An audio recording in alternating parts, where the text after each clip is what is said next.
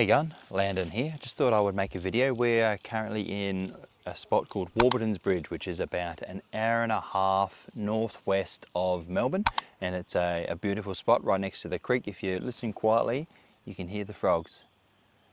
But anyway, it's the question I wanted to answer today is around fuel consumption. It's our biggest question when people see our bus. We are 19 meters long, and they often say to us, how's it going, fuel type thing, and yeah, it's a question that I always preempt people asking, and something that I say sometimes is that it's good for a house but bad for a weekender, and what I mean by that is that we have everything with us. We've got our 4.6 kilowatts of solar, we've got a big battery bank, we've got 700 litres of water on board, we've got a dishwasher, a bath. It's literally all the things that we could think of, built into our house on wheels, and that's why I like yeah, it's my attitude of that it's good for our house because we have everything with us. We have all of the comforts, and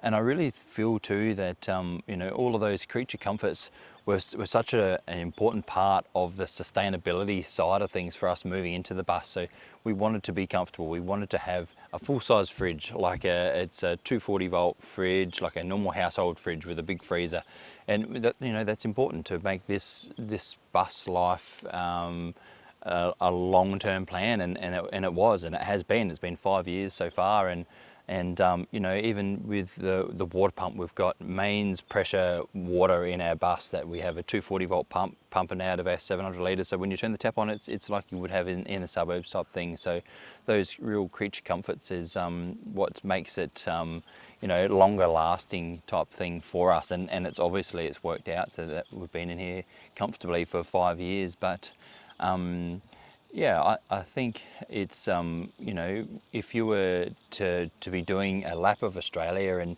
you had a time frame to do it, I don't think that's where I think that the fuel consumption question would come into play, because you've got a certain amount of Ks in a time frame that you want to be doing it, and that's where our fuel consumption sits in the 30 litres to 35 litres per 100 Ks. That's where we're sitting, and which it's not good, it's not bad either in my opinion, but it definitely makes it pricey to be moving around, but it's the real difference too of the having, if we're living on the road or traveling on the road. That's probably the best way to explain it, and that we're living on the road, that we don't have a set agenda of where we need to get, or how far we need to get, or how fast we need to get there either. So we sit stationary for long periods of time, and that's when we're working hard, and we're saving all of our all of our pocket money to then fuel these trips. And we just had a stint that we were in South Australia for 6 months, and then we've